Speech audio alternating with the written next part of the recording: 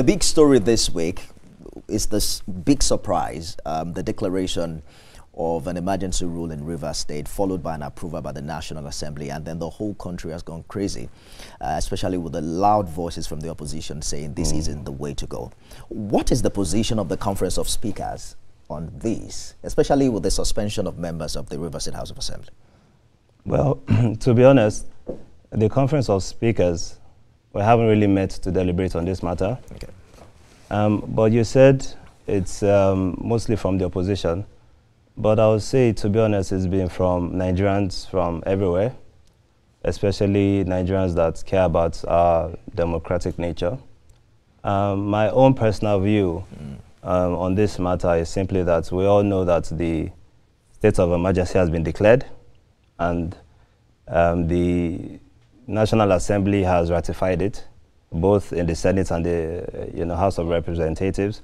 Our appeal to the leadership, both in the state houses, in the states in general, and of course in the national as well. Leaders from all and sundry should come together to ensure that we protect our democratic nature, democratic values, and ensure that there is peace and tranquility within the states in order for these democratic institutions to return back, because we cannot discount the efforts of the people in order for them to select their own leadership. And we believe that as political animals, we all have a right to determine our own leaders.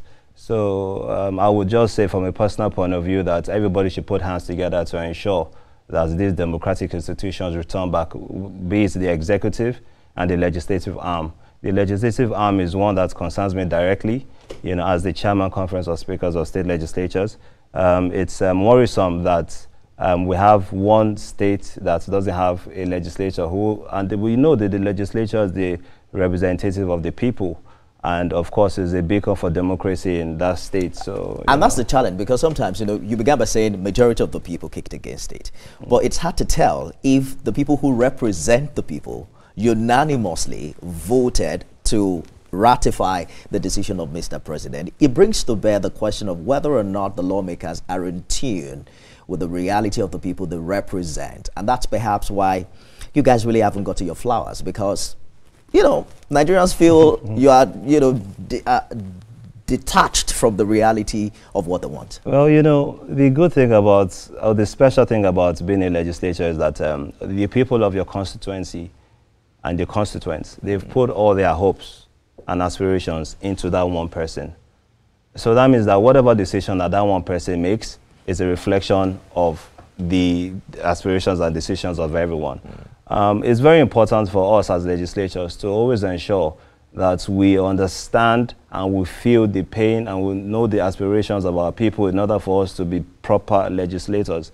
It's sad, that sometimes there's a disconnect, but we are putting mechanisms in place, especially in the subnational, to ensure that the disconnect and the gap between the legislature and the constituents, we reduce that gap as much as possible. And these are what the international best practices also. Personally, what do you think? Does the president have the right to suspend the governor and members of the House? To be honest, I'm not an expert in this field.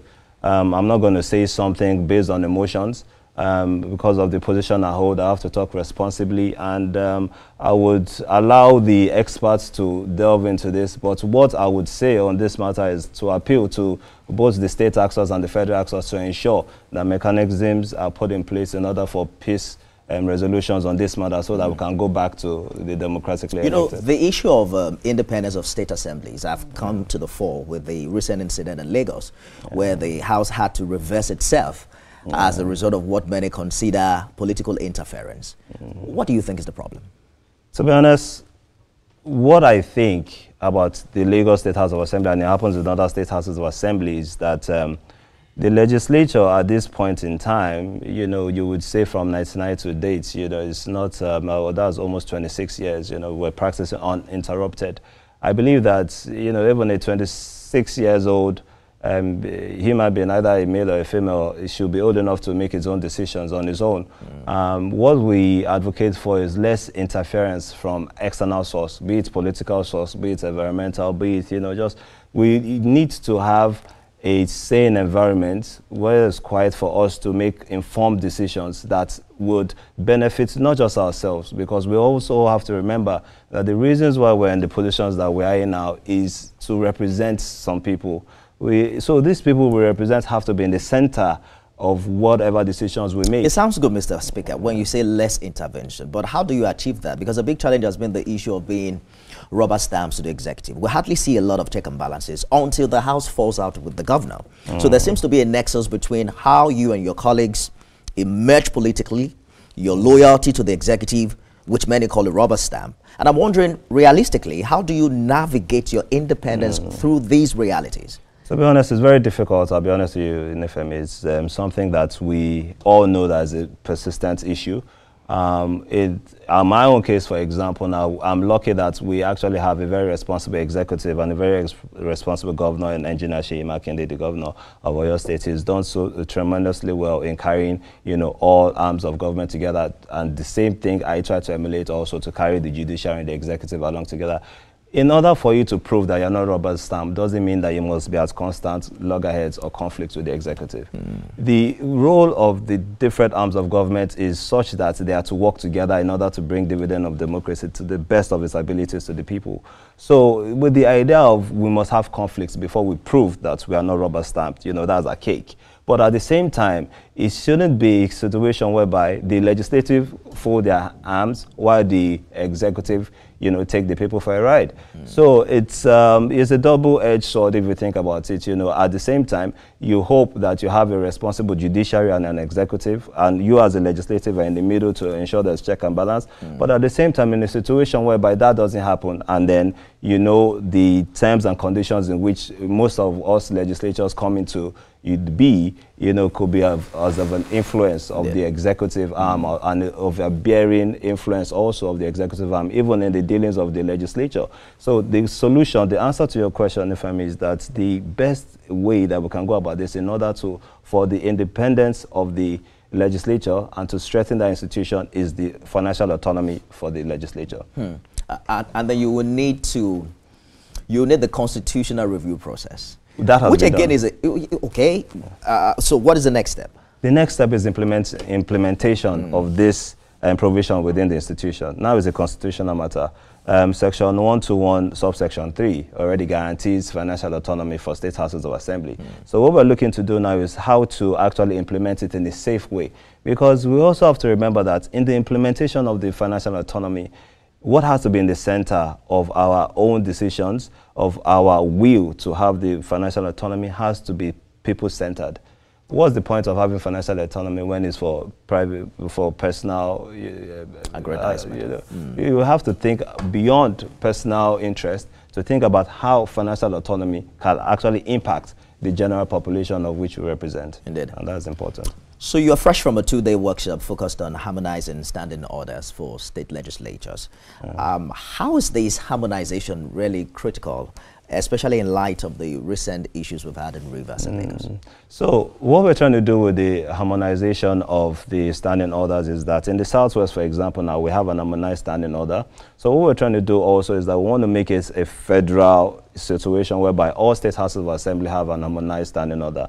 This will bring about an orderly conduct of the plenary, will bring about proper ways to select the leadership of the House, be it the presiding officer or the principal officers. And even in the recent case of the Lagos State House of Assembly, even in the removal of the speaker, it has to be properly spelled out, whereby the concept of a fair hearing has to be addressed. Every citizen of Nigeria has the right of a fair hearing. But in the situation whereby some members just gang up because of one reason or the other, whether it is... Most of the members, actually. No, I'm not using Lagos as a case study. I'm just talking generally. What happens, what goes is that, You know, there are situations whereby even some speakers haven't, you know, even done anything wrong. And even if they've done something wrong, there should be a situation whereby, you know, there should be fair hearing. Okay, misappropriation of funds, you know, and all these things should be spelled out and then should be presented, you know, just the same way that the procedure for removal of governors, whereby you have to first engage as to show you. Hold that thought for a minute. We're due for a break, and we're back with more with the Honorable Speaker of the Oyo State House of Assembly. Stay with us, everyone.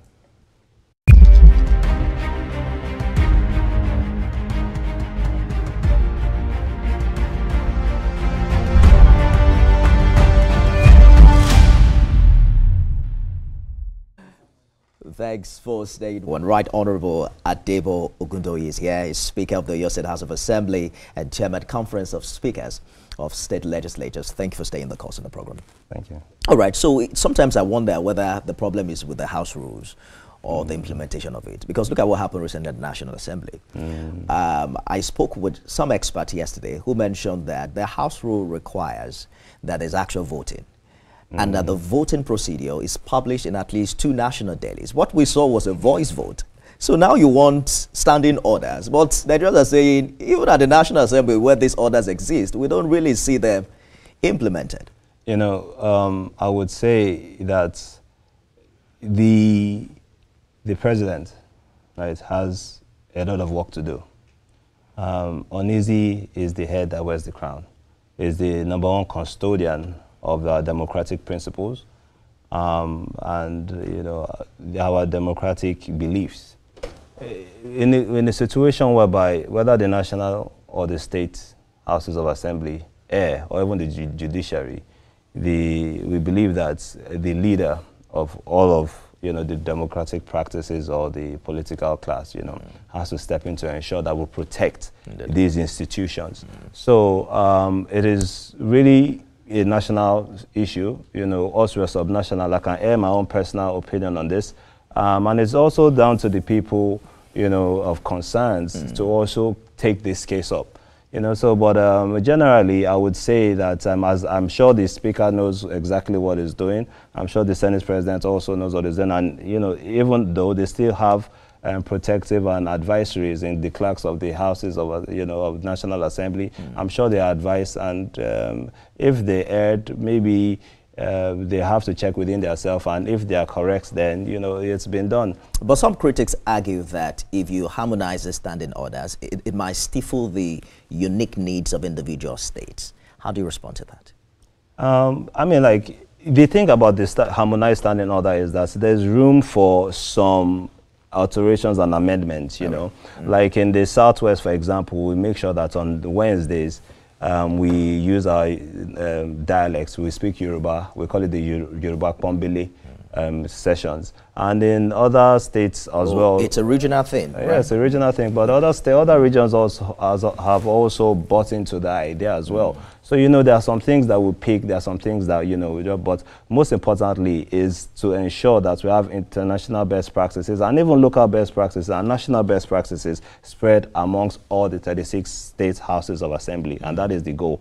Because you see what happens is that there's disparity in terms of the debate that some plenaries have. You have to have the standing order to guide so that you can have a well and meaningful debate within the House of Assembly in order for you to get a consensus out of that. You know, some state houses of assembly do it in a different ways, and while some others do it in a good way. So when we compare notes, and then we all decide by ourselves that, okay, this is the best ways, with some other development partners that have also helped us to determine, you know, the best ways to get the consensus out of, you know, debate, and then we'll move forward, you know, with whatever we decide to do. The issue of special seats for women in legislative houses, how many women do you have in the Oyo Assembly?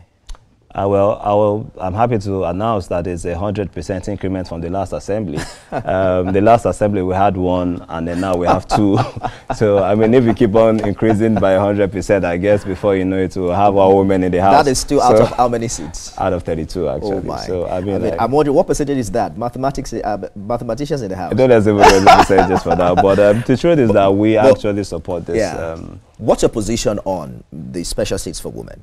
Okay, on the National Assembly, from the last engagement we have with the National Assembly, what they're proposing is that there should be 1 seat at the Federal House of representative per state, meaning that aside from the already allocated seats that are being contested for, there'll be an extra seat whereby each political party fields a woman for that special seat. So we will support this. We've had the deliberation even just earlier today on this topic, and the Conference of Speakers are ready to back this up as long as the National Assembly will transmit to us, because, you know, the process of the constitutional alteration we have to receive these documents from the National Assembly before we act on it on the basis of 2/3 approval to the bill. The only downsides to this that I foresee that might happen, and we have to guard against this, is that we already have a tough time bringing women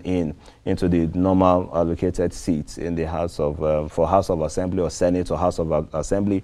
I don't want a situation whereby you know, the feelings in the states will be like, well, you already have your special seat, and then you are limited to that, and then they just push all women to contest for that special seat. That is not the point. I've heard people also say that special seats for women might seem as tokenism, and the fact that it might not really address the problem, that perhaps we should identify what the root causes are. Why aren't women winning primary elections, for instance?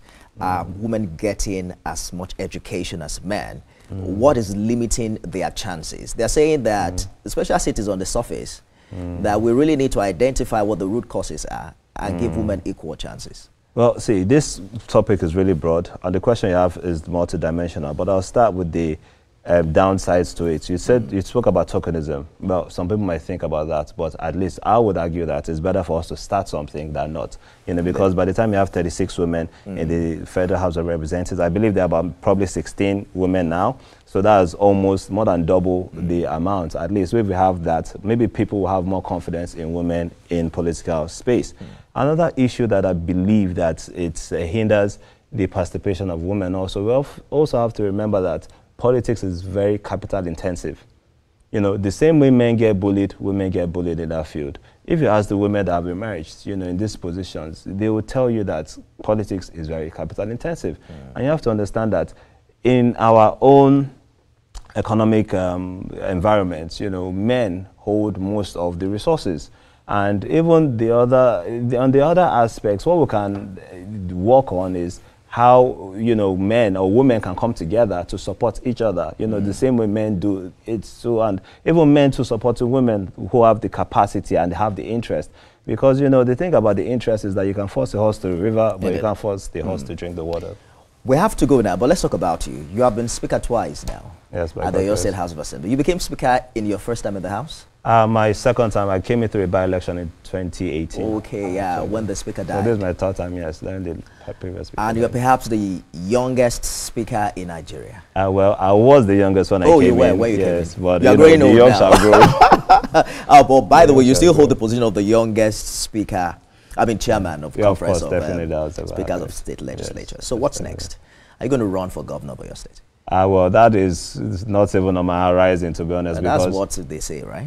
Well, I haven't heard age is on your side. Well, it's not, because the thing about, you know, politics is that a lot of people get lost in looking ahead, you know, and they forget about their present assignments, which is what they should be focused on, you know, and then that also deprives the people that you represent quality representation, because you're not focused on them anymore and you're focused so much on the future. So I leave the future to God, but what I have power over is my actions of today, and my actions of today is focused on my people that I represent. Two-time Speaker, and you're not even 40 yet.